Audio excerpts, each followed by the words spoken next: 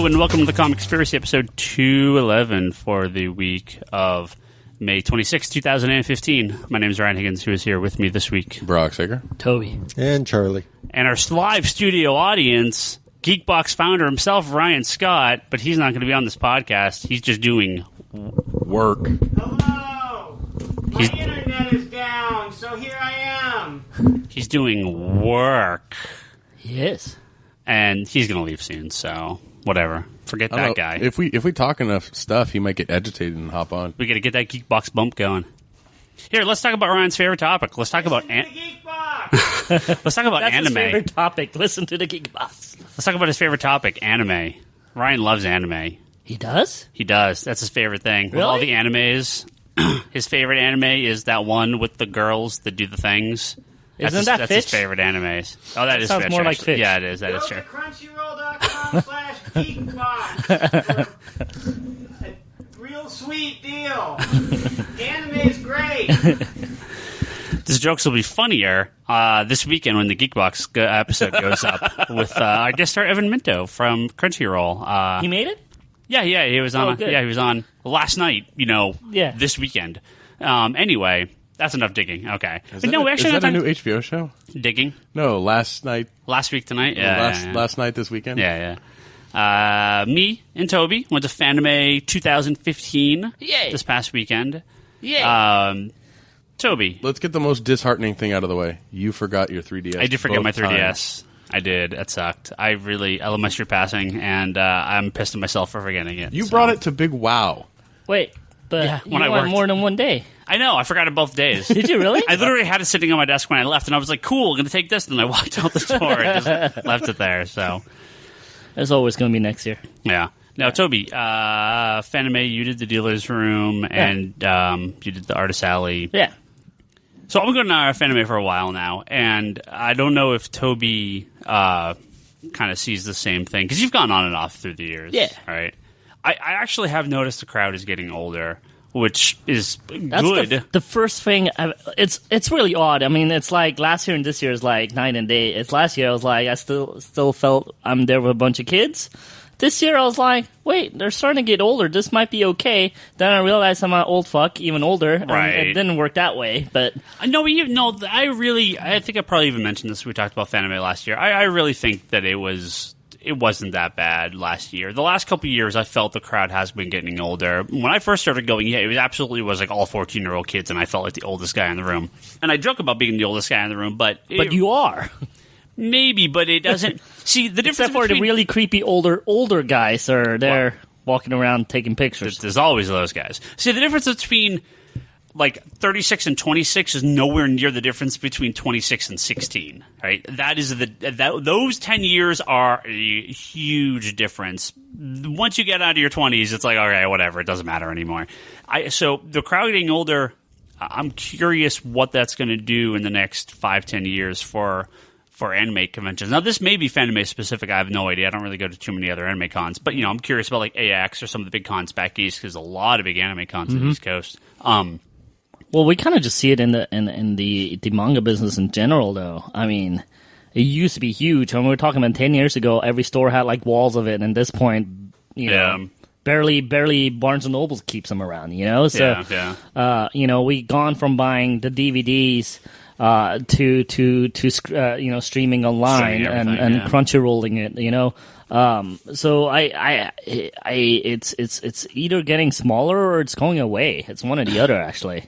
Well, I think it is. I think big things are still big. Well, I'm talking about new people. Yeah. Yeah. No, I mean, I think actually the general group is getting bigger. I mean, when I went, I feel like it's getting bigger and there's more and more people. Yeah. But I think new people, as in younger people, as in like, kids, seeing Pokemon for the first time and stuff like that. I think that crowd is getting smaller. Well, I think a large part of that just has to do with that. Growing up, it was all about like the Saturday morning cartoons and massive amounts of Saturday morning cartoons. There's no such thing as like Saturday morning cartoons for my kids. It's gone. It's just whenever, and it's on Netflix or Hulu or it's on streaming stuff. It's whenever you want to watch. We don't need the you don't need to stay home. Prime time doesn't exist anymore. I mean, it still does to a large portion of people, but a larger portion of people, there is no such thing as prime time anymore with DVRs and Hulu and Netflix. And I think if you kind of look at a lot of the shows that are sort of taken off nowadays, they're very anime inspired in some ways, but they're not traditional anime anymore. So, well, and that's, I wonder if in, 10 years, this audience may not make that distinction between anime and American animation or other animation if it just all gets kind of lumped together. Because there'll always be people that prefer one over the other. But anime used to be such a limited audience in America, that is. And now it's a much more accepted, especially with things like Dragon Ball and Pokemon, once you kind of got into the later 90s, that stuff being much more accepted. So, but how much is playing on TV these days? Very little. Some Adult Swim. Is that it, right? I don't even know if that's still around. Like the late night stuff, it's still happening, but very little comparatively. Like I think Sword Art Online is like one of their big shows now, but it's playing at 2 a.m. on like a Friday, right? Yeah, like that's not a audience. That's like I think it's going. I think it's going to the streaming method. I mean, I just where I see it going. I mean, even little kids have to know what that is, and little kids will never see that. They saw Dragon Ball and from TV and Yu-Gi-Oh because it was crammed in between a show that they wanted to watch. Well, it was just shoehorning. I think it was just there was this sort of primetime real estate on basically Cartoon Network between 4 and 6 or whatnot that used to all be like Dragon Ball Z and yes, they would pilot some new shows on like Adult Swim and that kind of stuff, which wasn't even that late at the time, but they had a good steady stream of anime going at sort of like these prime TV spots. And while yes, Cartoon Network still has their typical Pokemon show or whatnot they're showing, they're not really premiering new anime shows. It's just the latest Pokemon. Well, I think they are. It's just on at 3 in the morning when that's not an audience, right? That's not something that doesn't grow your. That doesn't bring in the kids and teenagers. Well, possibly teenagers, but. Well, I mean, I started working at this school district about 8 years ago, and I mean, kids were checking out, manga from the library, and the library was, trying to stock it and stuff like that. Naruto. And then now it's kind of like they don't, because I think partially because a lot of that stuff, at least print-wise for manga, it was hard to get, or they stopped. I would actually figure the other way that people are starting to donate them, and they'll just unload them at the libraries. Oh, probably. Like now, it'll probably be that case, but we haven't seen anything. Like I haven't seen anything with at least the school level for teenagers, but because kids used to be reading it all the time. I'd be walking around campus in between classes, and kids were, had a book or two. Well, between 2000 and 2004 or 5, that's when the huge manga boom happened that we hadn't seen the likes of since the late 80s, early 90s, when all the American stuff started getting done. And when Tokyo Pop folded, and Tokyo Pop's complete crash and burn is what killed the manga audience. Viz picked it up and has done a great job with it, and Viz has always been the much stronger company. Tokyo Pop is a flash in the pan, and these guys... A lot of they did it the correct way, which was a reverse from what Viz was doing. They actually published it in the traditional format, but they picked up any piece of garbage. They completely flooded the market and put themselves out of business. Right now on Adult Swim, it's Dragon Ball Kai, which is Kill la Kill. Really old now. Right, Kill la Kill, Inuyasha Final Act. Kill la Kill is actually on Cartoon Network? Yeah, and Kill la Kill is fucking amazing. You've been telling me. Inuyasha Final Act, Naruto Shippuden, One Piece. Inuyasha's old as too. Final Act, I think, is a newer. Oh, is a newer one? Final Act is a couple years ago now, though. I mean, basically the show ended, and they did Final Act to wrap it up. Oh, okay. Naruto Shippuden, One Piece, both of those are ending soon, and Sword Art Online now on Volume 2. Well, but the thing I would point out about some of this stuff is, like, I don't know if it's newer One Piece or still the old One Piece that Cartoon Network originally started, because One Piece failed on Cartoon Network, like, back when they first tried to bring it on. And this said, according to the list I see here, this is Wikipedia, so maybe not the most up-to-date, but as of right now, it said it premiered May 18th with episode 207. It's been running ever since, but at 1 a.m. So they apparently brought it back. Yeah, and they've had a lot of stuff. They've had Fooly Cooly, they've had they're Bleach. just playing it at the time. Yeah. Attack on Titan finished up recently. Yeah, I was just going to ask you, how did Attack on Titan get so big all of a sudden? It's like, for me, it almost feels like it came out of nowhere, where my non-anime watchers are telling me about watching Attack on Titan. I'm like, where the hell is this coming from? Netflix. It got front page play on Netflix. Okay. That people that never would have ever gone to an anime category ever I was really saw surprised. It was one of really Netflix's surprised. front page items for a long time. Okay. It got very popular because of Netflix. And I want to say... Kenzo's screaming at me with all this wrong information, I'm sure, but I want to say they actually premiered the dub and the sub here at the same time. Oh, really? So you could get the English version at the same time as the subtitled, I think. Uh-huh. So that's a huge factor. For a lot of people, for me, it's like I don't watch dub normally, but for a lot of people that they don't know that there's a difference, right? Or they don't want to hear the Japanese version. So, or too lazy to read the subtitles. Right. Yeah. But to me, it just depends on what I'm doing. Because if I'm trying to multitask with something with work, I can't watch subtitles. It's just, you can't. Sure. Yeah. Come on, one eye that way, one eye this way. Charlie, train. It's important. I'm kidding. Two monitors just on top of each other, just... But Fanime is fun. My problem with the dealer room is a dealer room these days, like we talked about Big WoW and other conventions. It's like, what do we need? We have everything. We can get everything. Yeah.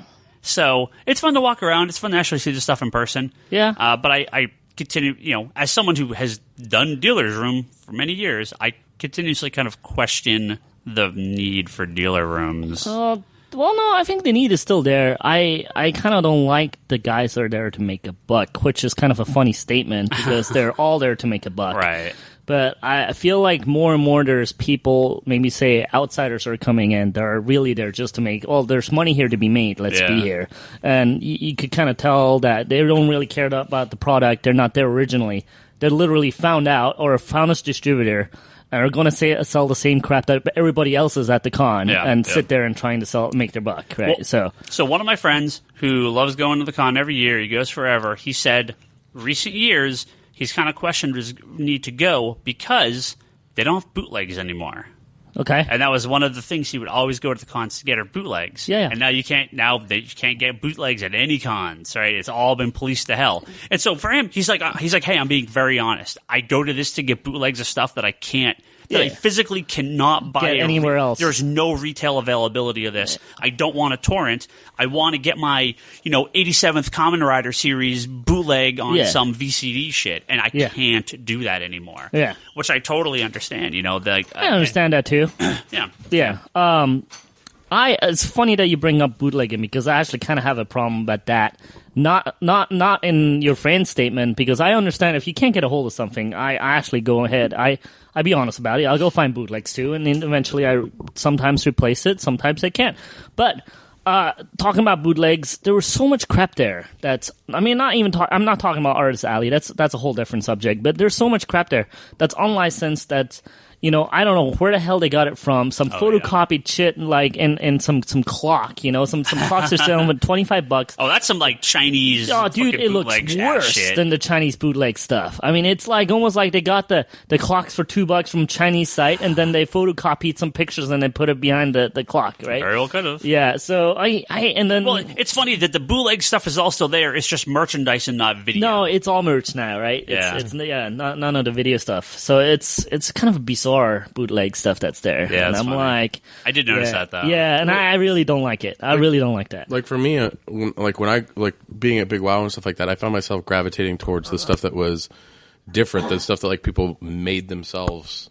Well, it's like Artist Alley. It's like the merchandising is cool, but it's like there was a woman at Big WoW that was making had Deathstroke masks that she made and other different types of masks. Yeah, but I'm not talking about that. I'm talking about the guy that's trying to make a quick buck out of some bootleg stuff that he put together. Not handcrafting a Deathstroke mask, right? Not sitting at home drawing for hours to make a cool print. I mean, I'm not talking about any of those guys. Or the ones that make the necklaces of prints, whatever. I mean, the pins, whatever.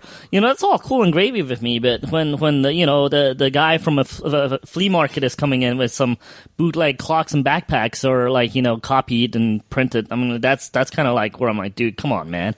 I'm like, who you're trying to fool here? But I guess people will buy from them and they'll make the bug, and that's why they're there. So it's kind of sad. And this is coming from a guy. I'll buy bootleg shit in Taiwan if it looks cool. So I have nothing against that kind of shit, right? So I don't know. I just maybe I got to give him props for trying. Maybe I don't know. I don't like it. Yeah. Well, the problem is only so little of this really comes over here compared to what's in Japan. So you kind of see a lot of the same stuff at the dealer room. And me and Toby are both, old man pseudo-anime fans that are like, well, I know that one thing from 30 years ago, but I have no idea what the rest of I felt really bad because I kept asking you, Ryan. I'm like, what the hell is all this crap that I don't know? And I don't know I was either. Like, so. None of my shows are displayed anywhere, at all. But here's the thing, right?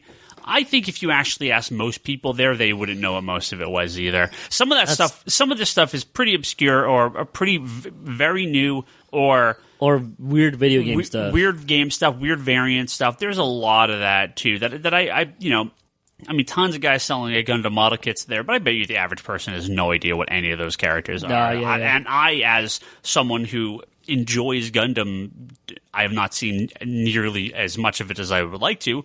I couldn't tell you what any of those guys work. I was like, well, I know the original one, and I know this is from Gundam Seed, but I have no idea what any of the rest of this is. It's just it's like it really is. I can stare at a comic book wall and know what everything is because I'm immersed in this 24/7. Yeah. So people that are immersed in anime 24/7, I'm sure they can. But how many people can look at the wall at a comic shop and tell you I know all? I actually can't even do it because I don't know what a lot of the indie stuff is in some of the other books. I'm like, I know the name, but I don't know what it is. Yeah. So that's just the way everything is. So yeah.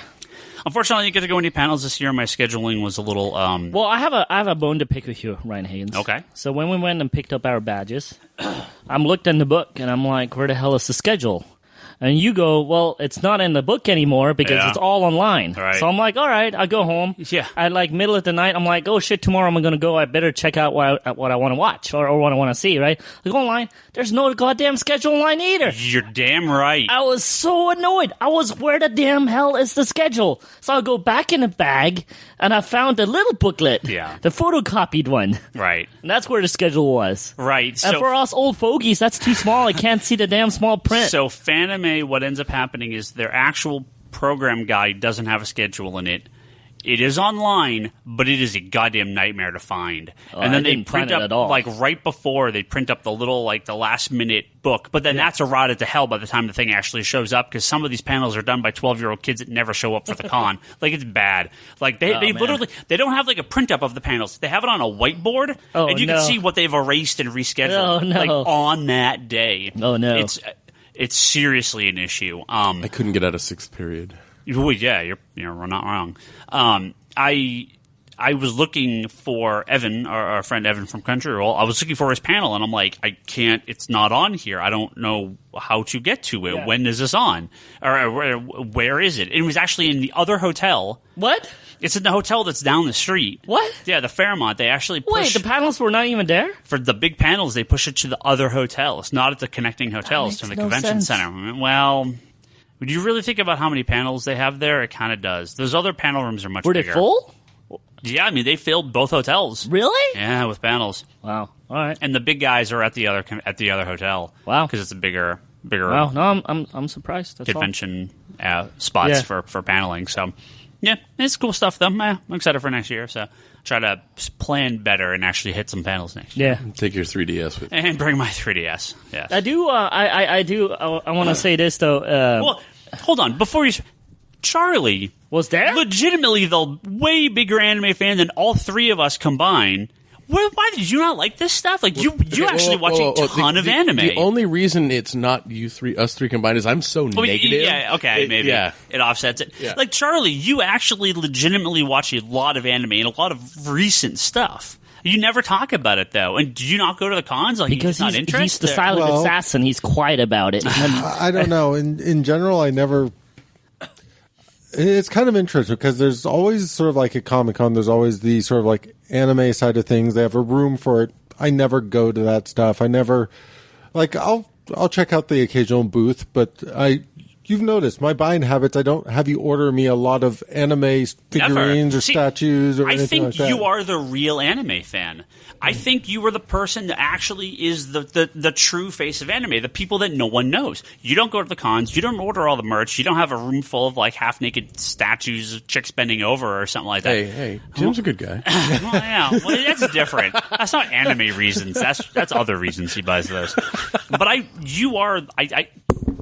Nobody knows who that is. Sure they do. He was just on last episode. Just on last week. There's a Ryan Scott bump. I did it. Yes. All right, now let's talk about the Suicide Squad. No, Charlie. I mean, this is like comic books too, right? None of us are average fans in any way, shape, or form. We are all fucking weirdo freaks. The average fan is the guy that buys 2 books and never talks about it to anyone, right? I mean, that is the average fan. So I think you are probably more traditional anime fan than a lot of people. And ironically, I was working a table at Baycon this weekend. Yeah, that's it. He was at Baycon this weekend. Yeah, nobody was at Baycon this weekend. Except for Charlie and Al. And Red Hat Man. And nobody knows who Al is, so that's okay. That's an inside joke. But how was Baycon this weekend? It was fine. I just worked a table for the Wonders in the Fourth Dimension podcast and talked to various people. Dave always sets that up, so Yep. I make it so he doesn't have to sit at a table the entire con by himself. That's nice of you. It's nice. Are we moving on? Anime. I have to say this, though. Yes. Now that the crowd is 25-ish, I don't feel so oddly old anymore, right? You don't feel the need to go cosplaying as Master Roshi? Yeah. So, actually, give it a couple years, I could be there. But no, I was like, I don't feel so weird here anymore. And then I remember I'm like still 10 years older, so I need to get the 10 years back somehow. And then I realized there's all these chicks here now, right? I'm like, 10 years ago, there was no bloody chicks. It was all dudes. It's like 98% dudes. You just need to walk around with beer or just booze. Have a party. No. All right. I've been trying to help you get that 10 years back. No. I think I'll gain another 10 years by doing that. Yeah. So... that's that. Charlie, we should talk some anime sometime. You should tell us what you've been watching. Oh, I want to talk at Artist Alley. Oh, yeah. Yeah, so... I tried to get you to talk about this earlier. No, Awkward silence. Uncomfortable. There's the awkward silence. Apparently. No. So, all right, Artist Alley, I have a few things to say, actually, for them nice people out there. One thing is... I feel funny when people just draw what they want to draw. I feel like you have to have some kind of theme or a style or a point to your drawings at this point. Either have movie-style posters, either have a specific style that's different from you, maybe do cool poses. All good in my book, right? Fan art, whatever. What I don't really like is when they start doing these bust heads, shots basically, and it's like just with multiple characters. And I wonder if it's maybe because they're trying to get as many characters out as possible to have a bigger selection and stuff. But to me, that's kind of boring because that's something you just get off the internet or something. That's not a special picture to me. I find at who buys that? I'm serious. The Fanime has just so much of it, such a huge Artist Alley presence compared to most. Yeah, comics, but see, I walk by 3 of them. I'm like, boring, and then I get to one where it's like, oh, it's Freddy and Jason, but as Mickey Mouse and Pluto, and bloody as hell, but still cute. I'm like, cool. There's something cool there. Not something I would buy, but that's something unique, right? The thing is, you have to realize this isn't like Artist Alley at a Comic-Con, which is mostly published professionals in some No, I fashion. fully understand that, and hence why I'm trying to say this maybe a little publicly that, I think they gotta get a little more vision out there, maybe have their own viewpoint of things. I mean, there's or do a really cool scenic kind of thing, or do a cool like almost a story point, like something funny. But there's a lot of them. They're like just heads and cute faces. I'm like, that's not really doing it for me. I think what happens at a place like Fanime is, how to word this? I don't want to say like the internet does this, but it is sort of like, it is basically DeviantArt online, right? Yeah. So there are awesome people at FNA. No, there's absolutely awesome there people. Some people. Don't get me wrong. Where I was like, if you're not a published professional, you really should be, because there's some amazing stuff there. And there's a lot of stuff you're like, okay, this is stylized and special and cutesy, and I get where you're going for. Not my thing, but okay, this is fine. But there was a lot of just like very amateur stuff at these cons. And that's just the nature of it. And like I said, that's why I'm probably trying to say this a little more publicly. I mean, like, the other thing is like paper. I mean, it's kind of a silly thing. I'm like, there's one girl, her stuff was fantastic, phenomenal. but the prints she was trying to sell were on like photocopied colored, like the really like something you print out on print Really? like literally really skinny paper. Really I'm like, cheap paper. I would actually really have paid $20 for this print, but not on something that I feel like you photocopied down at Kinko's. Pay the extra 50 cents Yeah, for yeah. high, So high just a little tough love out there because there's a lot of fantastic stuff out there. It's just well, and the thing is, again, a young audience. yeah, and right? they're probably some of them are just starting up, they're growing. Yeah. Maybe they don't have the money. All fair enough. I'm just trying to put it out there for maybe if some of them are listening that maybe to think about these kind of things and maybe to do it out on their own anyways. Did Leanne think about having a booth? Fanime for Artist Alley is a bit of a nightmare right now. They've had, huge growing pains. They could fill two of those rooms with people. Okay. They have to have like a jury selection, kind of part jury, part random. Yeah. And I know a lot of people have just stopped even bothering because it's just such a nightmare to get a table at Fanime. So. She should. They capped. I think she would do well because she's got a style, a very specific style, and I think it would work great at a place like Fanime. Good print quality stuff. She does. No, her stuff is maybe a little too good where I think she's losing a little bit of money on her print, but that's another story. Yeah. But no, Girlene was there, and I was at our free comic book day. Yeah. Lane, one of our people from Free Comic Day. Yeah. She was there. So, yeah. And again, she's got a style that's, that's very unique to her, right? That's unique and fits Fanime. But there's a couple ones I walked down, I'm like, same. Oh, okay, there's something cool. Or same. Oh, there's a unique style. Same. Okay, you got some cool like ideas if you're telling a story with one picture. That's cool too. I can I'm just imagining in my head Toby walking down Artist Alley like Brody did from Mallrats when he's in the flea marketplace with the comic books, like, ugh. I give everybody the same amount of time. Actually, you walk me for quite a while. I look at every single freaking print they have out. I look at everything. This is what I was telling Toby, the same thing as you're walking through. It's like Artist Alley, it's like fan art almost has its own style. Yeah. That there is I don't know if it's copying a lot, because you see this in a lot of, like, Udon publishes a lot of those fan art books, right? Yeah. And I see there's some great stuff in there. Yeah. But then a lot of times I see, like, kind of generic headshot of a bunch of characters crammed into a picture. Okay, you got to get your 10 cast in one picture. And maybe that is why someone will buy it, because that is the 10 characters they want. But is it a good picture? The layout's kind of like, it's just kind of crammed in there. So, it's a lot of those. I think they need some editing and restraint because it feels like they're just trying to cram so much stuff in, and it's like, how about less can be more? Yeah, a little white space. And a lot of that is also like they're still learning, right? As you get older, you kind of start realizing you don't have to put everything in. Like that the less is more, right? So I think a lot of it's learning, and like I said, that's why I wanted to say this publicly that maybe one of them hears it and helps them. Who knows, now, right? If you're like American artist like George Perez, who can cram a panel with just top to bottom and actually, detail. Me and you kind of disagree. You walked by when we walked in. You kind of said this, and I kind of like the really big pieces with lots of thing happening, right? Yeah. But it's lots of thing happening. Like I said, not putting a lot of stuff in, but lots of things happening in the same picture where I could look at different parts of the picture and see different things and cool things happening. They're almost like hidden. That's the longer you look, the more things you see. That stuff is cool. Kind of like a Where's Waldo. Yeah. But the stuff like like Busy Streets or something like that. Yeah, but stuff where they just do whatever they want and I don't know. There's just maybe more practice or I don't know how to say it actually. And, like I said, it's just fan art. That's just the nature of it. It's going to run the gamut. So, but some really good stuff there. There's some really, really cool stuff there. Yeah. Moving on to, I can't believe this was a week ago. It feels like forever ago.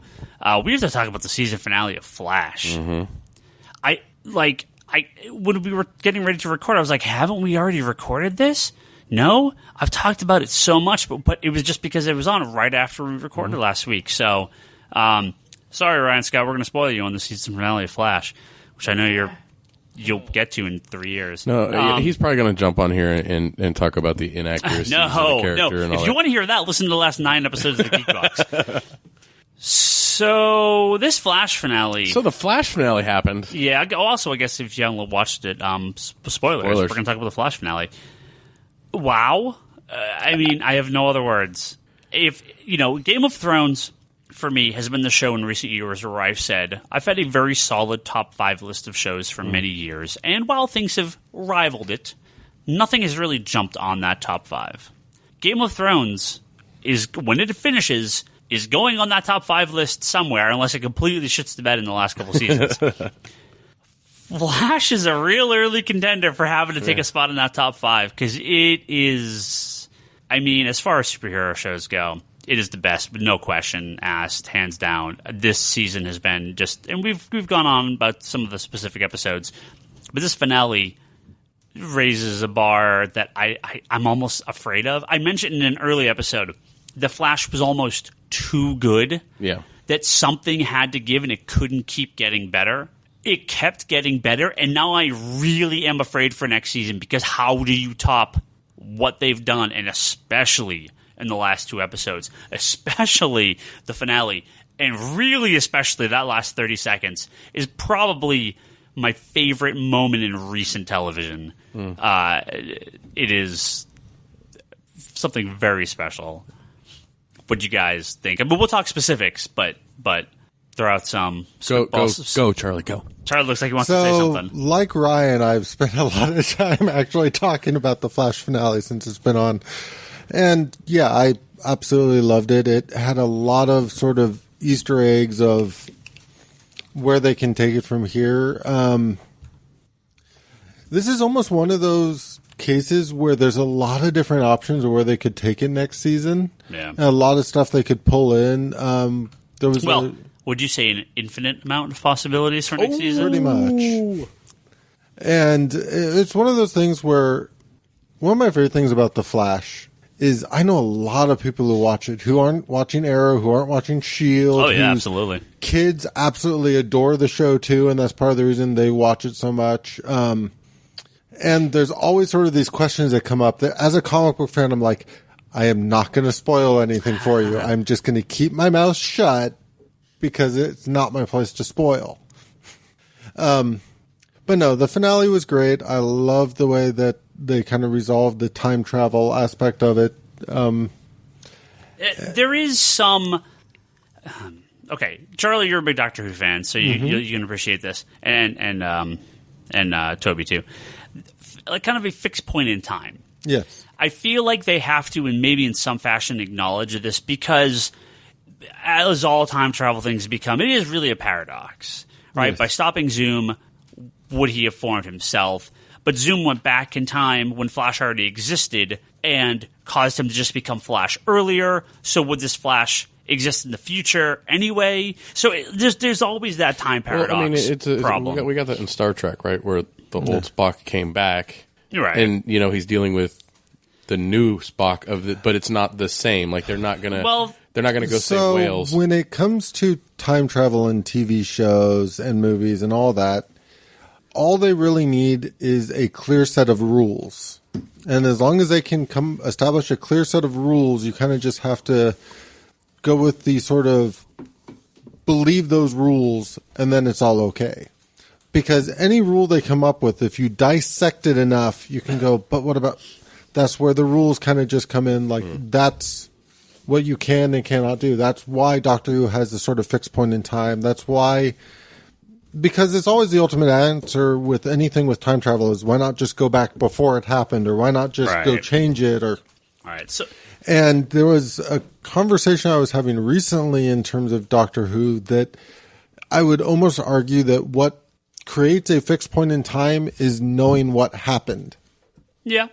And that's exactly what happens in this. Yeah. So Barry goes back in time. He does get back to stop Zoom, but future Flash, who originally is fighting Zoom, which to me also implies that because Zoom will still be born, he gets he de-exists in the past, but that's the paradox. How does he come through in the future? So that's where we're getting to alternate parallel dimensions and stuff, which have already happened on this show.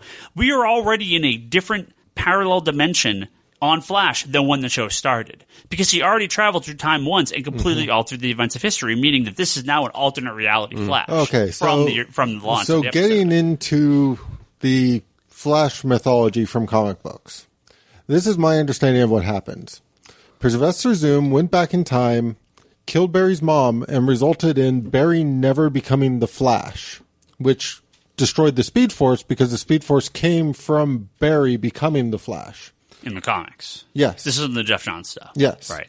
So I think the idea is that's why he lost his connection to the Speed Force and stuff, and why he had to recreate the Flash, recreate the Speed Force basically, Right. to have any hope of getting home.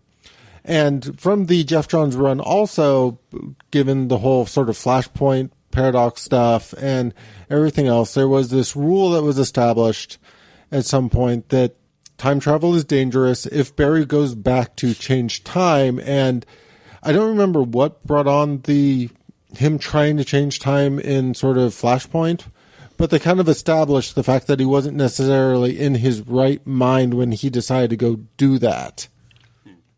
I don't remember that, but the whole point about the Speed Force getting destroyed, I do kind of remember that. So it's just one of those things where that was my interpretation of why Wells was so fixated on he had to have Barry become the Flash because that's the only way the Speed Force exists. Right. Which I'm sure that because the character, the actor that plays Harrison Wells, is going to be in next season.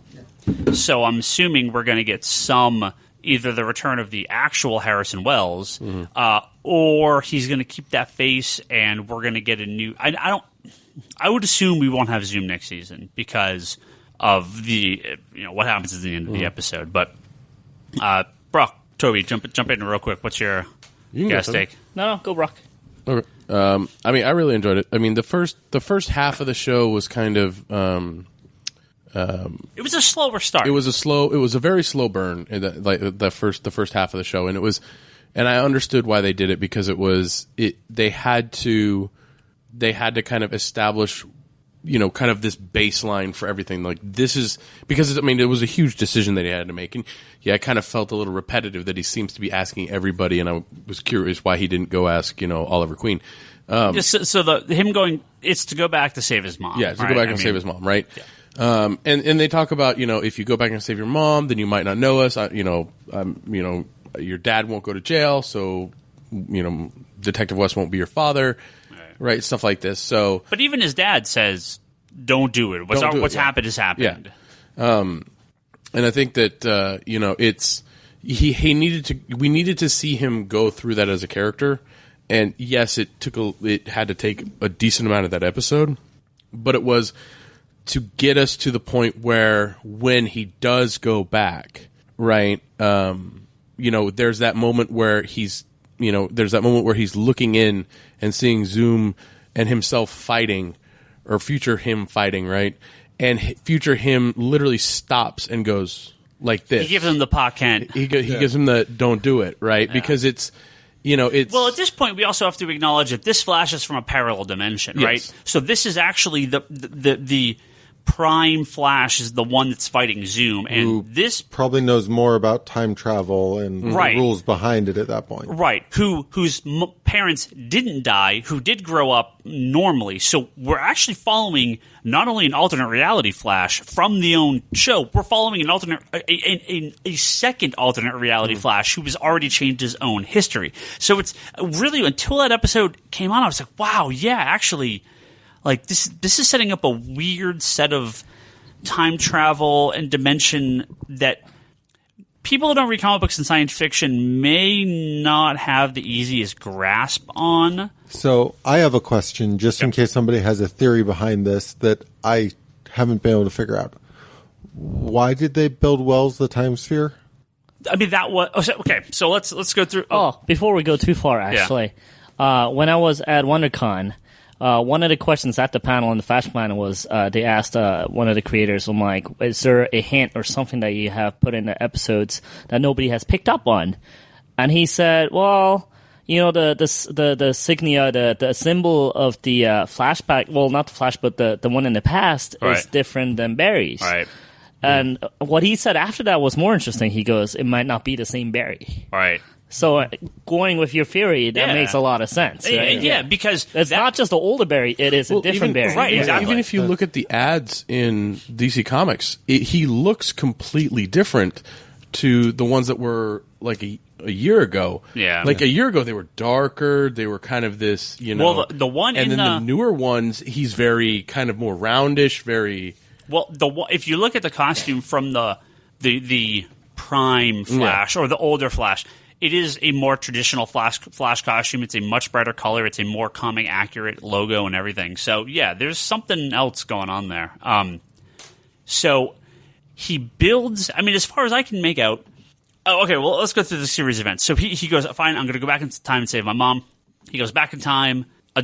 Prime Flash, Adult Flash, gives him the Pa Kent, gives him the note, and he goes, and he just vanishes back to current. I mean that's to his that's sort timeline. Of one part of what happens. He comes here. back early, basically. Right. So with Wells, part of it is just he says, "Look, I'll show you how to go back in time to do this, but you have to send me back." And I assume they're just like, "Good, get the fuck out," because he's already caused so much trouble. He kills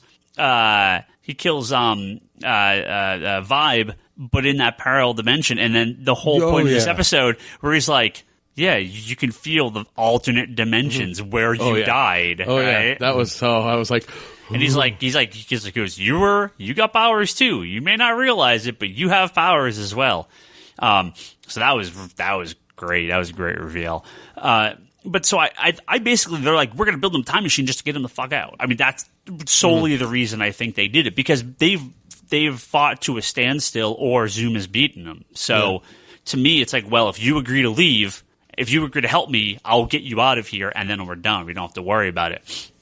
So really, the money shot is the last 5-10 minutes, and they build like basically Barry's able to travel through time by accessing the Speed Force, is what I'm kind of led to believe. It's not really stated as such, but he could see through time, and he's jumping between. So the way they kind of explained it is he had to run fast enough that he basically accesses the Speed Force and then collides with a particle to open a stable wormhole that will allow him to target a point in the past that he focused on. Well, he hits the atom to go into the past, but it opens a wormhole into the future. Right? Well, I think it opens a wormhole to. It opens a wormhole to wherever. So he had to focus on the point where his mother to go back in time to that moment. Okay. So Wells was going to go through focus on his future and go back to his future. And even though we know Rip Hunter is going to be the main guy in the Hero Legends of Tomorrow, we get our first actual in-show confirmation of Rip Hunter, where he's like, "Oh, a time sphere. Rip Hunter would be proud," or something like that. To Vibe again. So Vibe is like the greatest member of the DC universe in this show. He creates Rip Hunter's fucking time sphere, apparently. Well, based on schematics from the future. Oh, I guess. Well, but he still builds it, right? He's like, you built the first time sphere. So he's like Scotty, right? Yeah. So this is when Barry comes crashing back to the present as Zoom's about to go to the future, and he collides with the time sphere, and they fight for half a second, and then in a legitimate surprise, bless you. In a real legitimate surprise, Eddie Thawne shoots himself and kills himself to stop his timeline from existing. Which again, here we go with the time paradox. The paradox, which is what I'm assuming, because here's the way I interpreted it with the singularity. Yeah, I don't think the singularity was caused from the stable wormhole. I think the singularity was caused from the paradox. That's possible, and we'll get to that. We'll get to that in a second. So a very funny comment that I heard someone say. They said, "Look, we understand he could kill himself to stop Zoom, but why didn't he just shoot himself in the balls instead so we'll never have kids?" And I was like, yeah, that probably would have been slightly less drastic.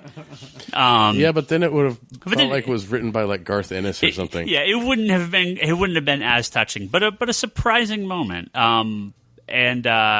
However, that actor, although he's not going to be a regular next season, we will also see next season as well. And the reason we'll see him next season is because of this unstable wormhole causing they cannot shut it down. Both of them going through was supposed to close it. Yeah, it closes it. Yeah. And since no one went through it, it built and built. And Well, the way they explained it was the wormhole needed to be shut down within 2 minutes because basically it would lose stability if it was kept open for A minute and 52 seconds. fine a minute 52 seconds. they didn't get that 52 The and something. flash came back. They managed to shut it down in time. Technically, it was like up to the wire, but technically speaking, they pretty much made it seem like they shut it down. The wormhole closed. Everything was fine until the reverse flash went poof, evaporated, basically. yeah. And that's where I taken sort of a key from Doctor Who, where technically speaking, the entire existence of this timeline now exists within a paradox. Right. So that's why it's not just the wormhole; it's the entire reality is going away. That's my interpretation of it based on the timing, based on the fact that it closed and then mysteriously reopened after a massive paradox happened, basically. And because Bryce was here for about a half an hour before we started recording, and man, I really should just hit record and record his rant. Maybe we'll next time, but he's going to be on next week. But specifically because he heard me already say this once, and he was so mad when I said it, I'm going to say it again. In a scene that rivals nearly any scene from the Marvel Cinematic Universe, the last 30 seconds of the Flash finale was fucking incredible. Not just in scope and in what this kind of means, but also in effects. They dumped an episode's worth of budget, or 2 or 3, into a 30-second shot, which was incredible.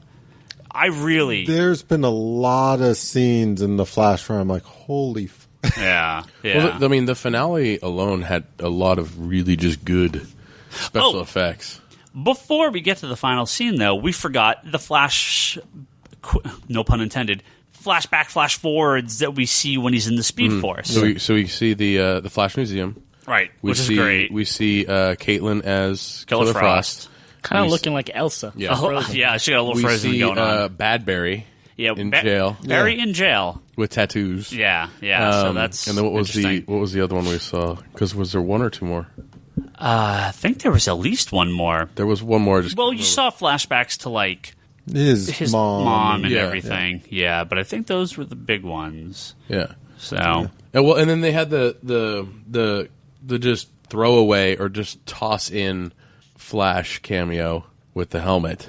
Well, that wasn't part of that Speed Force scene. That was wasn't part of the Speed Force scene. That just came out of the wormhole. Yes. How could I even forget what if the last 30 seconds was great as special effects and just action scene goes? That 30 seconds was the greatest scene ever as far as a comic book fan goes. Because, I've talked about this so much, it feels like I've already mentioned all of this before. While the wormhole's there, and as they're about to go in, for no reason that we could disconcern, except there was an amazing scene, something comes flying out of the wormhole, and Zoom's like, that's my cue to leave. And it was Jay Garrick's helmet. Jay Garrick being the Golden Age Flash. He's got that round helmet with the lightning bolt on the side and stuff like that. I don't know if this is something that's just there for fans to be like, oh, what the fuck? Or if this is something they're going to pick up on. I think that's something they're going to pick up on. They've been really good on these shows. Like, if they're going to beat you over the head with something, they're going to deliver on it. Yeah, I guess. That was like a... I audibly you were shocked. already hoping to open previews and there be a prop replica of it. Yeah, maybe. So I don't know if that's maybe a Legends of Tomorrow thing or if that's a Flash thing. I think it's going to be a Flash thing. Oh man, that was great. But so we get this last scene where yes, giant wormhole opens up over Central City and rips a building in half and is sucking up the entire city into this wormhole, and Flash, in just pure comic book paneling fashion, runs through the city, runs up the building, is running from thing to thing, jumps, and it just is like, fuck it, I gotta run into this wormhole. So he's trying to run opposite ends of the wormhole and just like runs right into it, and that's the end of season 1, is Flash running into a dimension-destroying wormhole. we're led to believe, due to comments from producers and writers and stuff, And stars and everything. yeah, that next season is going to be time dimension hopping. We've done time traveling. Now we're going to do that's dimension. what I got from watching the final episode when he went back to his mom and we saw all these kind of flashes of stuff. I'm like, various I'm times like, and dimensions. Yeah, this is where they're going with it, because I mean that sets up beautifully for Rip Hunter. That sets up for crossing over with Smallville. That sets up potential things that they can do. Yeah, I mean, since the Tom Welling thing, I mean, I haven't heard more about it, but if that's something they're still going to do, this could be a reason. We could see the actual Harrison Wells. We could see, alternate reality. Eddie Thawne could be hanging out doing something. Maybe he's going to the actual Flash universe where he'll meet himself, but way before he becomes the Flash.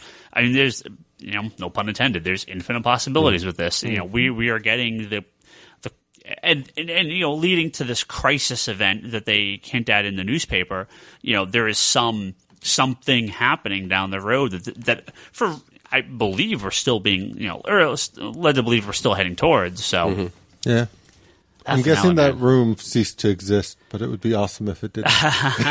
Well, again, does that future still exist? Probably in some fashion. Well, the future probably still exists, but this is why I think the paradox triggered it.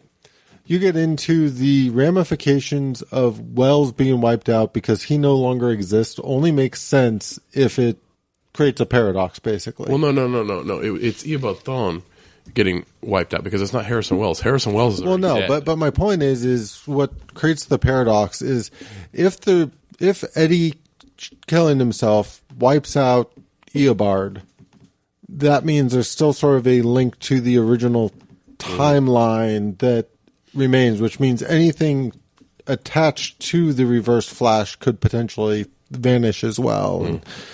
And yes, if the Flash manages to close it down or stabilize it, or who knows what they're going to do at the beginning of next season. Okay, here, Ryan, you ready? Just imagine the first 30 seconds of season 2. Well, they said it's not like it's going to be some weird start. It's going to pick up immediately where this episode finished. Well, no, it has to. So, I mean, that's how the episode was set up. Yeah. Like, this is the 2-part, first part's at the end of season 1, second part is at the beginning of season 2. Yeah. So, no, I mean, I throughout the whole season, it's just been fun and great and just a good show overall. I mean, it has CW-esque, things to it. But again, I think that to get to a mass audience, you kind of have to add some of those things in. It's been just purely awesome Flash. Yeah. And so the Flash show in general has felt very much like it's the closest you're going to find on television to a comic book.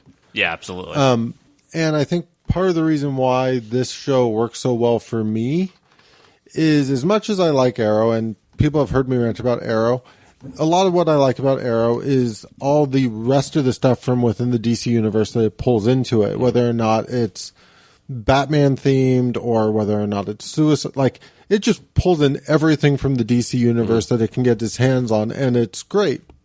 I can't say the Flash has done that. The Flash, for the most part, has stayed very sort of centralized on sort of the Flash and the Flash's characters and building up his rogues gallery. And well, out of all the DC characters, I mean, comic book wise, Flash was always the character that, I mean, a lot of people could get into on different levels. They were writing Flash earlier on with a lot of very educational and knowledgeable things in it. It's like the Flash is almost kind of like a Doctor Who of the DC universe, right? They were writing all these chemicals, like they were being as accurate as they could be with some of the stuff. And so you could read Flash and like learn things early on. And then as time went on, it just became, Flash just became a character of, asking these bigger questions like time paradoxes and what is the Speed Force and what is he connected to? I mean, because I really haven't read early stuff too much. But from what I've read, from what I've read so far, like I haven't read the John stuff, but from the stuff I read prior to New 52, prior to it, and the stuff with Barry coming back, I love the Flash character. Like, it's just overall a fun character that you can get into, and he has such a colorful and charismatic rogues gallery that you want to see what's going to happen next, right? And it's not this world-shattering villain he's fighting. It's somebody practical, right? Like a guy with a cold gun, a guy with a heat gun. Like it's like these are practical things. And hell, I'd like a cold gun just sometimes, just driving. Well, Julie Schwartz, who's kind of the man responsible for bringing back all these characters and the editor on Flash, his pitch was, we're going to work science in with this fictional character to try to teach kids. And I mean, there is a little bit, but not really. I mean, Flash is very science fiction. The show, though, I really enjoy when they're doing all the techie stuff, right? When they're like trying to figure things out. Like, it's cool to watch that dynamic in the show. Yeah, but it's very CSI. It's very fakey Hollywood. But the thing is like, it's fun to watch that, right? Because it's cool. Because it's like, it's not just Barry's dealing with stuff. It's like there's other characters involved. Like, yeah, I mean, it's they do. It's a low budget CSI stuff, but at least they have him actually have his job occasionally. So, I'm excited for next season. Obviously, very, very excited. Now, when does Legends come out? Does it come out? It said 2016. Mid-season. Yeah, mid-season. It's Okay. supposed to be the equivalent of Agent Carter. It's supposed to be during the break where Flash and Arrow aren't airing. Yeah, works for me. Yeah, Toby. Yes. You got these prints. Yes. Do we got a plan? Yes. What's the I'm plan? going to do a post right now on Facebook and Twitter. Okay. And I'll give away 10 on Facebook, give away 5 on Twitter, and 5 on the Geekbox forum. Okay. So last week we talked, we have these prints from Lord Toby's.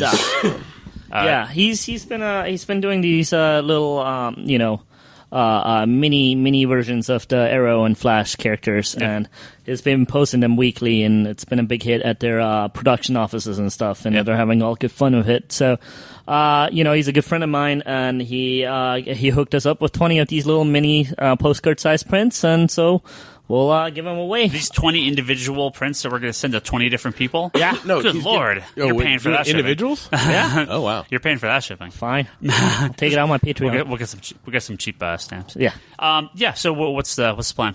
I'll just post it right now. Let's say favorite moment in the show of the Flash and Arrow universe and why. Let's do that. Because you did the character when we did the last giveaway with Avengers. Let's do favorite moment. Okay, so 10 on the Geekbox and Comic Conspiracy Facebook group. Yes. 5 on Toby's Twitter. That's TobyXI. Yes. On Twitter. So go send him a message there. And 5 on the forums. I think that's the best. Division up. Forums.geekbox.net. Yeah, and we'll send them up randomly.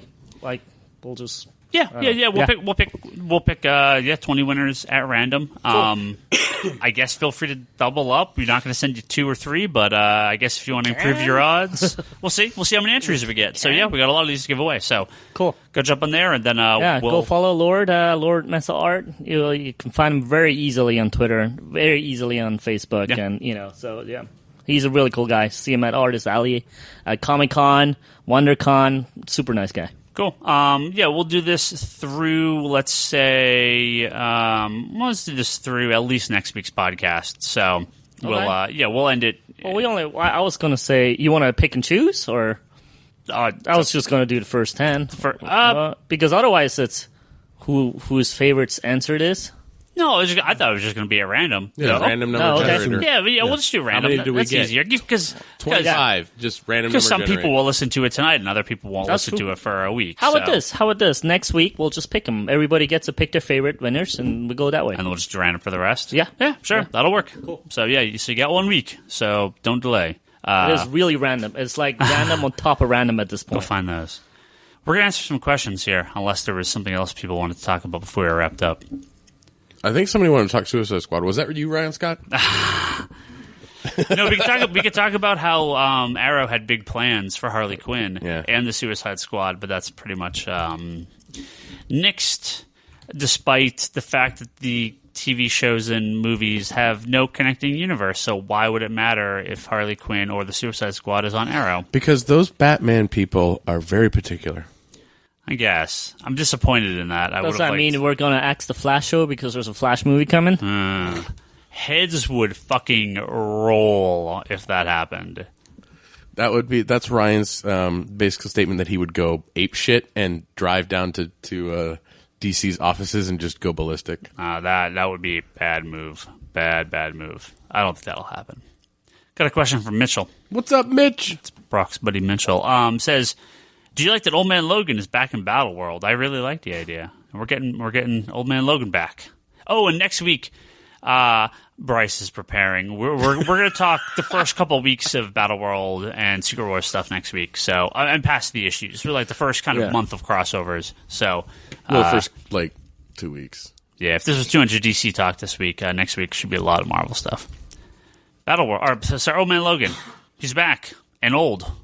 When I read Old Man Logan as it was coming out, I enjoyed it. It was interesting, but like all Mark Miller stuff, it ends really poorly, and they delayed. I never the finished ending. it because I never read the ending. They delayed the ending, and they put it in a random old Logan special to finish it off, and I kind of felt I never even finished it. It was kind of just like, like the concepts were cool. Like I was like, these are awesome concepts, but it just fell so flat. Man, I mean, I liked the character, but so.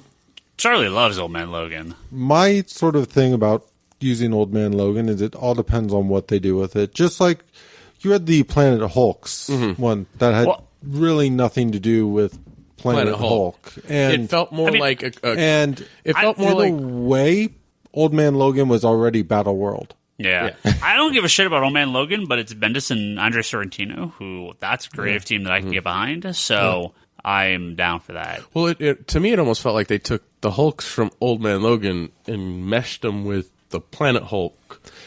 Well, that's a better comparison than I was going to go, because I was going to say it almost seemed like the Planet.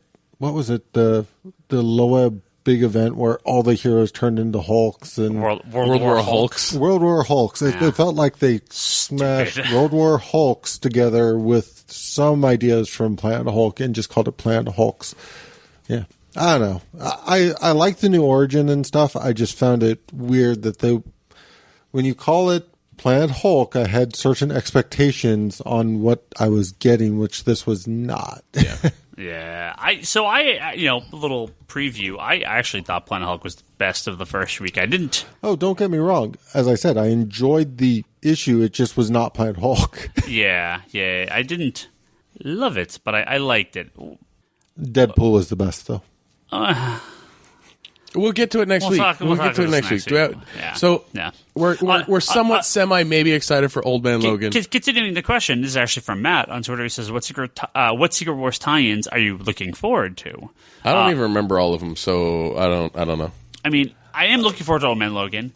I'm really curious about X-Men 92.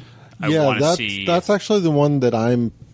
So my expectations on some of this was very much like, okay, so you're taking a Planet Hulk world, but then this wasn't quite there. And like, I'm really hoping that the X-Men 92 is exactly what it sort of solicited as, sort of like a return to the X-Men animated universe on this world. Not a universe that kind of feels like it, but an actual return, because I always get super excited when they did. Are they going to have Morph in it? That would be awesome. Oh, Morph. I'm really looking forward to the Infinity Gauntlet one. Mm-hmm. Yeah. Civil War, I hope, is good. Yeah. Charles Soule, Lionel Yu is doing that. I'm pretty excited for that. Yeah, there's some that I'm really looking forward to. For me, I think that just getting into Thor Core. Yeah, Thor Core. I think for me, getting into it, I'm kind of split right now on how I'm going to enjoy it. Like with the stuff that we got out of like Secret Wars issue 2. And the stuff, the feeling and the scale that we got from like Secret Wars 2 and Planet Hulk really felt like connected and stuff. Where A-Force and Ultimate End and Battle World, like a couple of these things didn't feel as connected to what was going on, because it didn't. I was very confused reading Ultimate End. Everyone was confused reading Ultimate End. Again, we'll save this for next week. I think I understood it by the end of it, but yeah. Yeah. So, we'll talk more about it. Another question. This is from Ryan. Which Ryan? In Iowa. Oh, okay. In Iowa. He says, No one ever talks about Tony Stark being an atheist. Could you chime in? Yeah. I mean... Wait, are you an atheist? Futurist. Right, yeah, that's a more recent thing. I mean, old school Tony Stark, I don't know. I feel like he was probably pretty Catholic. I just kind of get that. Yeah, that was that demon in the bottle, man. Yeah, I kind of just get that, but I don't know. But yeah, recently this futurist idea of above religion, above everything, like, He's godlike. Now, maybe he wants to be. But yeah, I mean, I don't see how you couldn't live in the Marvel Universe and be an atheist. I mean, it's possible God still exists, but so does every other God ever. So, and I guess if you live in DC, angels exist, so clearly God exists. Well, angels exist in Marvel too, so... Yeah, I guess. Yeah, so it's like, I mean, they all exist. They've kind of taken it. Dan Didio did it with The Phantom Stranger, where he kind of they bring it in there, but they don't bring it in there as if it's thump, here's the Bible. Right. It's more of kind of, those are good stories. We're going to steal some of those and kind of utilize kind of the characters that we want from it. So, is he asking if we're atheists? I mean, just what do we think about it? Or people don't really talk about it. But I mean, I would assume most. I don't know. Characters, when you're hanging out with Thor, it's kind of hard to believe there's just God.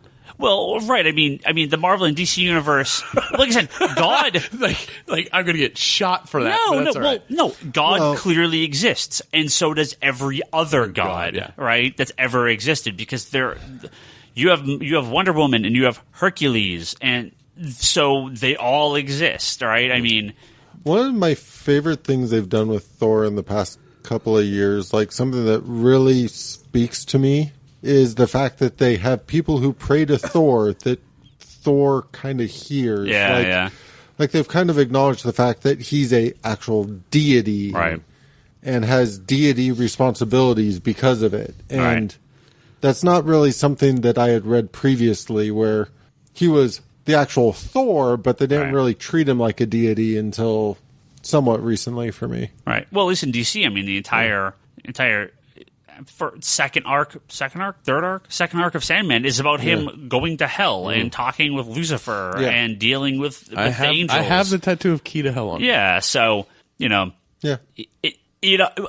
I guess they wouldn't be atheists because they would know that God exists. It's just so does everything else. So if you believe in everything, I don't know what that is. Is there a word for that? Omnitheist? I don't know. Is there a word if you believe in every religion? Because it's been proven that they all exist in some fashion. So yeah, you can believe in all. You can. I don't believe in Thor. I believe in all of them, but you can't follow all of them.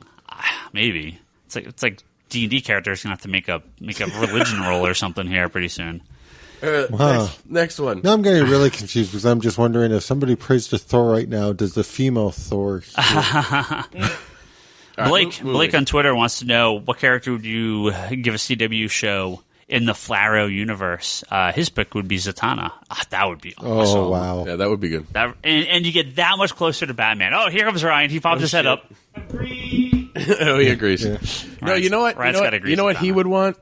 The Question. Question would be amazing. Yes.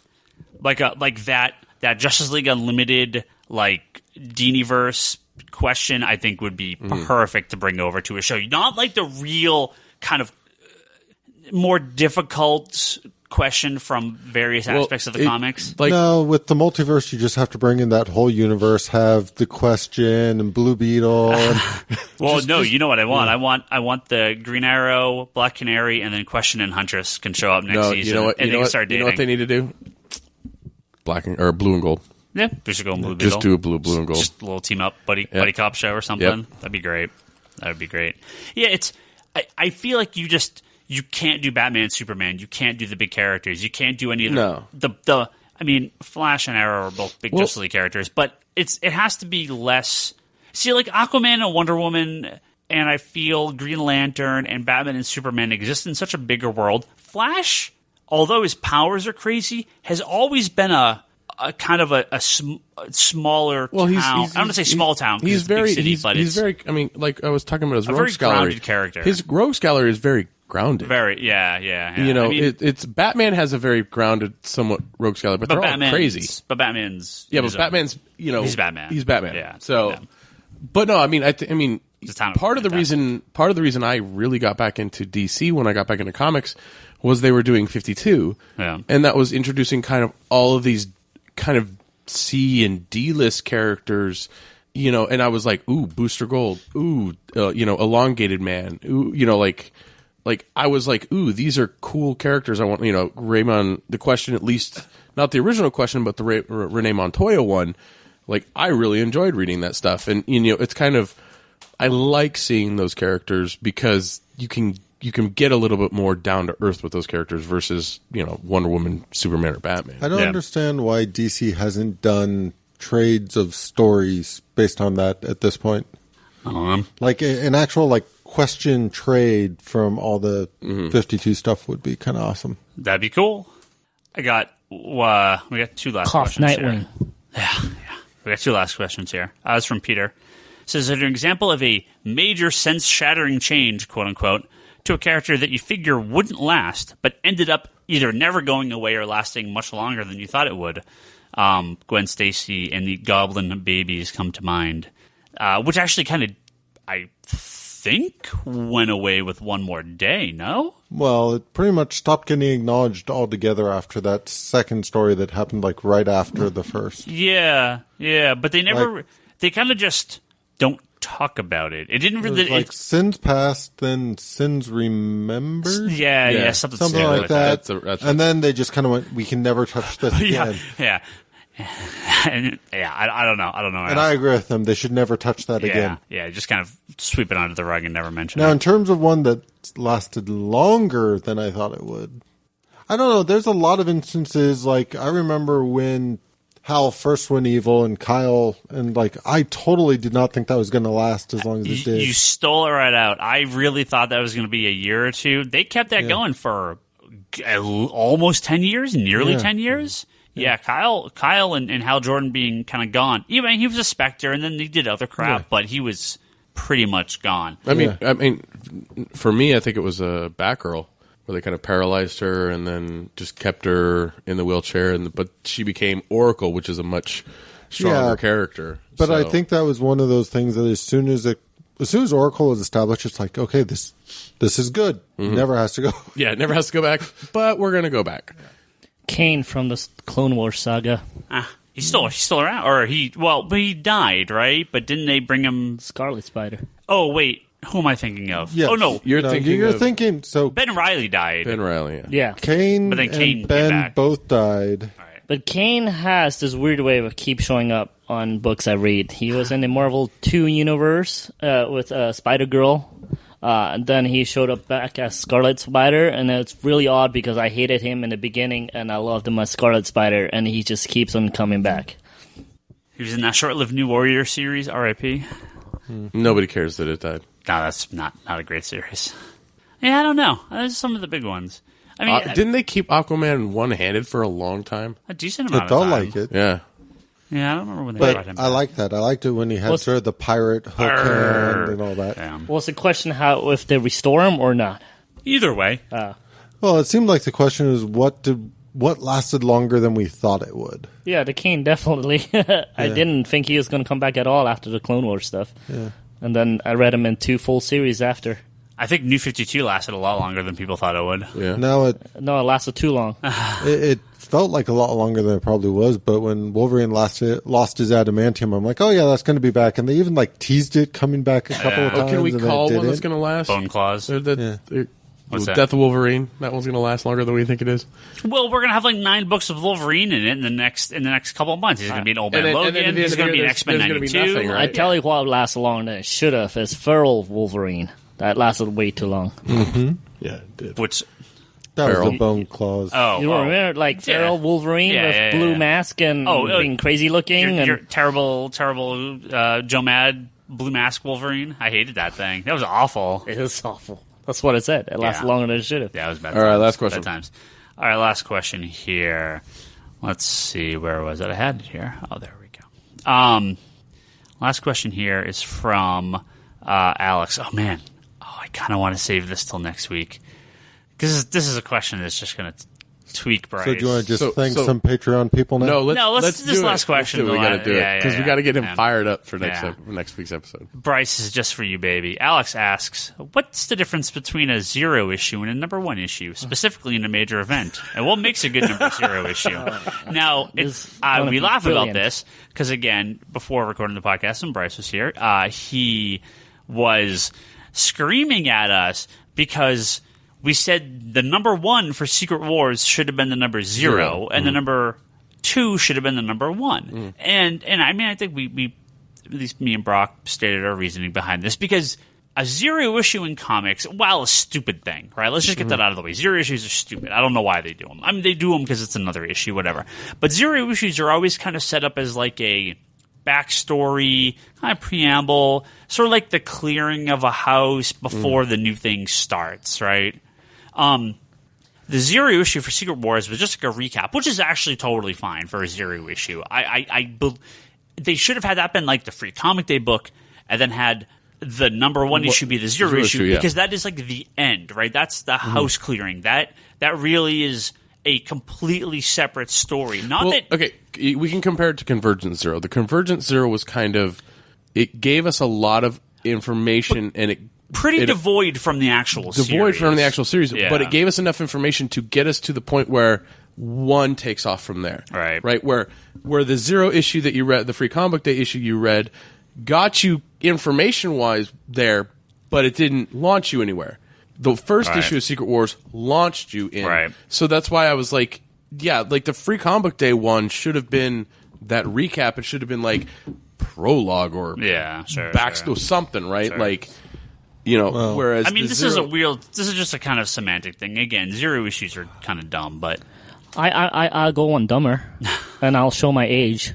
The Wizards half issues. Oh yeah, go in between the 0 and the number 1s. Well, halves. The backstory on a lot of those were kind of like in between 2 issues. Yes. So the Teen Titans one that they did, which I actually really liked, during the Jeff Johns Teen Titan run, that kind of gave some backstory to just Rose and like kind of her origin and her setup like that. I think that's when actually she gets injured before she becomes Rose. Oh, Rose. Okay. Before she becomes the Ravager, thank you. Before it becomes Ravager. It's sort of like this happens in between the panels, right? And now we have this character in the book. Yeah. So half issues, again, it's dumb marketing stuff, but I kind of get where they come from with that. It's kind of like Marvel's now, their halves are the 0.1, 0.2 garbage, where they sort of take place in between 2 issues. Yeah. So, well, for me, I think the best way to do that was, it's like Amazing Spider-Man had that nailed down during the Brand New Day stuff, where they were releasing 3 issues a month. Yeah. And then that last week they would do the extra, right? Like it's the Daily Bugle kind of extra feeling to it. So you would get like more about the roommate or about Jackpot or about like one character. So you could skip over it if you wanted to, but if you wanted to read about those characters and kind of get a little bit more story with them, that's what that was for. Like, I thought that was perfect way to do it, but then they got rid of it and now they do the 0.1, 0.2, 0.3, 0.4, 0.5, 0.6. I'm waiting for like 0.92. Well, I can go even nerdier. Do you guys remember when X-Men released the 1.5 version of the movie? Oh, yeah. Yes. Didn't they do that with Spider-Man at 2.0? There was amazing. There was a Spider-Man 2 and then a Spider-Man 2.0. Like, they didn't even... I think it was 2.1. Yeah, 2.1 or something. Like, they didn't even really change. I don't even remember this X-Men thing. You don't remember? Yeah, 1.5. They did a special release. When the second X-Men came out, they wanted to resell the first X-Men movie, and they added... I don't even know... I don't think they added anything to the movie, but added a bunch of extras, and they called it X-Men 1.5. Huh. Yeah. It's weird. No, I remember Is that like your Lion King 1.5? No, that's a legit movie. All right, let's talk about Lion King 1.5. All right, so Lion King 1.5 is the most tedious movie ever. All right, you watch the entire Lion King over, but in the view of Timon and Pumbaa, it is the greatest thing ever that you could watch, and everybody should watch it. I know you love it. I know you love Lion King 1.5. And Stitch makes a cameo. Does he really? Yeah. Oh, that's awesome. That's pretty funny. Well, I think he does. It might be in my Toby version, but he does. In every version of a movie you do, Stitch makes an appearance. Oh, dude, great. the original trailers for Lilo and Stitch were basically... I've seen those. Yeah, all right. Yeah, where they make fun of all the other movies. Yeah. Yeah, that's good stuff.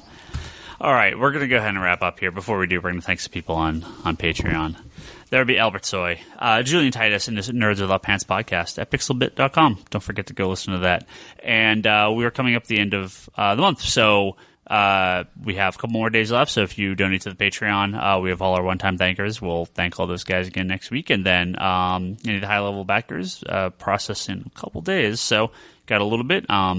All the money we get from Patreon goes to pay for our pizza before the podcast, goes for hosting, and allows me to give these gentlemen mailing prizes. Mailing prizes. It's all right. I can pay for that. And gives me a little bit of money to give out to these guys for their time and effort here on the podcast every week. So, we can read more stuff. Yeah, it's good times. Be more knowledgeable. It's good times. Thank you. Thank you, everyone.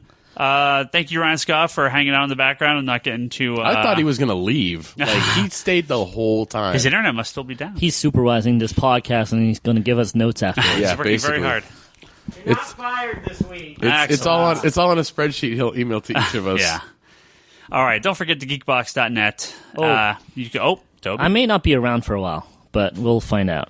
Oh, yeah. It is questionable right now, but there's a possibility I might not be here for like a month. Yeah, Toby may Or I may be here next week, or I may be here, I never go away, but it's possible I might be gone for a bit. Yeah, Toby's trying to work out some scheduling to take some work stuff than a trip. Yes. So, very nice. And both are in the air, so it's a very, I don't know what's going to happen. Yeah. So we'll be here. Bryce, at least, hopefully should be back next week. I believe Jim's going to be back next week as well. And I thought about this giveaway a little more, and if I'm here, even if I'm not here, everybody should just pick 2 winners. So it's 5 of us, it's 20 prints, everybody picks 2 winners. Done. We'll figure it out some way. Toby, for some reason you're here, we'll get this sorted. We'll give you, we'll make sure it all works. Just post. I mean, you'll take care of the Geek Box. Yeah. You have to do the Twitters. So Charlie and I can do the Facebook. Let's recap again. The Geekbox and Facebook community group on Facebook. Go on there and I say Geekbox and Facebook group. The Geekbox and Comic Conspiracy Facebook group on Facebook. Go on there. Toby post. Did you post that? I will tonight. It'll be posted tonight. Go comment on that thread. Toby It will XI. be posted by the time this is posted. Yeah. Toby XI on Twitter. Go follow him and go send him your replies on there. And forums.geekbox.net. Are you going to pin that to the top? We will pin that to the top. It'll be a new thread in the. I'll put that in the comic forum so someone actually goes in there. How about that? So go there and leave your reply there as well, and we'll do some winners next week. And don't forget about all our previous episodes, which are available at geekbox.net. Where you can also listen to... And iTunes. And if you go on iTunes, you should leave us a review. Unless your name is Ken Arnold. Don't leave us a review. Her name's Ken Arnold. Actually, if you are, leave us another review because they're amazing. I think you just started him on a whole new current. Yeah. He's going to be Ken Arnold too and leave you messages as Ken Maybe, Arnold but too. he doesn't listen to this podcast anymore, so it's fine. So he says. Forums.geekbox.net and the Geekbox and Comic Conspiracy Facebook group. Go on there and talk to all the regulars and have some discussions. Digital.comicsconspiracy.biz. Go there and buy some digital comics from us. Every purchase you make gives some money to the store. You can subscribe. You can do everything on there, and you can, auto charge everything, and you never have to even go back to the site once you sign up for a book, and your book will be delivered to your It'll be device available to you to download when it is available to download. Yeah, at like 12:01 a.m. or whatever the hell they put it up for your platform you can of choice. read the comics before we can sell the comics. Wait, what are we just talking about? Splatoon? What? Splatoon launches on the Wii U eShop this week. Add New Warrior and Toby XI. Toby XI on. You're never online when I'm online. I want to play Mario Kart so bad, but you're like, I always ask you, are you online? And there's like no response. Because I'm like, probably not online. Bastard. Call me and we'll play. You probably play like 4 in the morning or something crazy. I'm not online at 4 in the morning. I'm sleeping. You should be. I'm sleeping. You play with Ryan Scott. He's up at 4 a.m. All right. I'm sleeping like a normal human But being. he's never my friend online. Friend Toby XI on the Wii U. And play him at 4 in the morning. And although I'm going to be gone this weekend for Bats Day and the continuation of Disney's 60th anniversary, I will absolutely be playing the fuck out of Splatoon when I get back. So Hell yeah. if you're going to Bats Day or Disneyland this weekend. What is Bats Day? It is the Batman Day? Southern California Gothic Industrial Oh, well, of course, Gothic and makes perfect sense. group meetup. Generally, my friends that go every year go to just make fun of them because we're all old. Sure. And not very goth anymore. Are you going to take your 3D? Or Till everybody's old, and then you're just going to be happy together. Yeah, we're all old anyway at this point, so. It's funny to wear a bunch of black at Disneyland, and people are like, why is everyone wearing so much black? Oh, that's at Disneyland? Yeah. A goth day at Disneyland? Yeah. I want to go. I told you if you want to come on Saturday. Oh, mate. Okay. Track Patreon.com, down we already Friday. did that. It's Friday, Saturday, and Sunday. ConspiratorBrock.com, that's Brock's blog and video blog. Go watch there. I won't have an actual pull list this week. I was going to say, in the off chance that you're a actual person that comes in. Sorry, Brock. No. No. That is a walk-in customer here, and you're listening to this in the next 24 hours. We're not actually receiving our comic books on time this week. There was a trucking accident from Diamond Comics. What you do?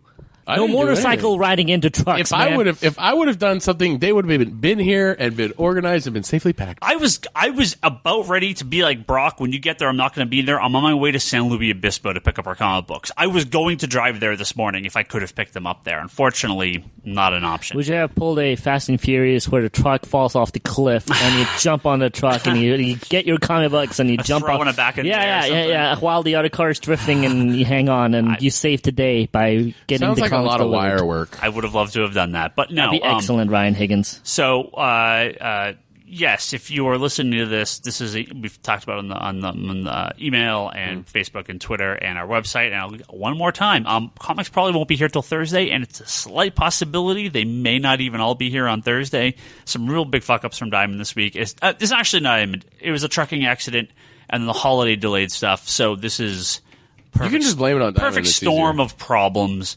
So I'm Obviously- going to have a question video tonight. So I think I got a Brock's couple not- questions from Twitter and Facebook. Are you going to I'll ask answer. questions to people? Brock's not doing You his have like a last list list. of questions. I'm Like, just what do you curious think if he's about going to this? put on like a question face mask Yeah. so he can Should. do the Riddle question with me the this. question. That's why I needed one of those light up like Riddler things that they offered years ago. I could have You used should, one. you should get the guy that the guy that answers all the questions. It has like the Riddler jacket that he's on like Public Access Channel or something. Yeah. Anyway, go to conspiratorbrock.com. The Infinite Long Box Podcast and Wanderers in the Fourth Dimension. Those are Charlie's two other podcasts. I haven't misspoke the name of your podcast in a long time. It's because I wrote it down. Now I remember. I will promise to watch S.H.I.E.L.D. soon and finish Daredevil Yeah. so we could talk about soon. Because we've been lagging on the Marvel shows here. I'm sorry. Well, you know. So the Marvel boys, we're coming. Well, Daredevil's so good. Quality over. Hey, For the Daredevil is record- awesome. Daredevil's pretty S.H.I.E.L.D. is something else. Daredevil's For the record, I'm caught up on both. yeah, Yeah, well, yeah, we get it. and you're caught up on every anime, so that's fine. You got no NBA playoffs to watch, and I hate don't LeBron sleep, James. Charlie. You just like literally there's a TV on and one eye's closed, and you like sleep with one eye. Well, I really don't know how Charlie does it. He has 3 kids, one more than you. I know, That's impressive. but his are a I little. just do everything in threes. I do 3 podcasts, 3 Oh, On Twitter, nice. I'm Ryan Higgins. Ryan. Brock's Brock Sager. Bryce, who should be back next week, is Larson Bryce. Toby's Toby XI, and Charlie is Insanity and Chaos. Don't forget to listen to Geekbox Comedy Button, Good Job Brand, the All Talk Podcast. Those are all the little podcasts on our network. Scott, you got anything to plug? Go to crunchyroll.com/geekbox. He just gave you the look on my name. It's not Scott. It's Ryan. Sign up for a There's free 2 of 'em there. sign up for a free 7-day, I think it's 7-day trial of Crunchyroll. That's a good way, and you can watch some animes. That's always good. And that's all I got. I think you may have done I've it been wrong watching because a he lot just of gave you the funny Crunchyroll look recently. again. I'm assuming everyone on here already has a Crunchyroll account, probably. So. What are you I don't. talking about? Not you, Brock. I mean, like, people that listen to this podcast. A lot of people probably already have an account. But if Well, you don't... I don't have an account. I just go buy on there everything. normally, The so I free might ones. actually use this. Yeah. Free trial for HD streaming at live as stuff goes up. So, yeah, it's good. I have like a month with tons of time to kill. This is perfect. There you go. There you go. All right. That's our episode. We'll see you guys next week.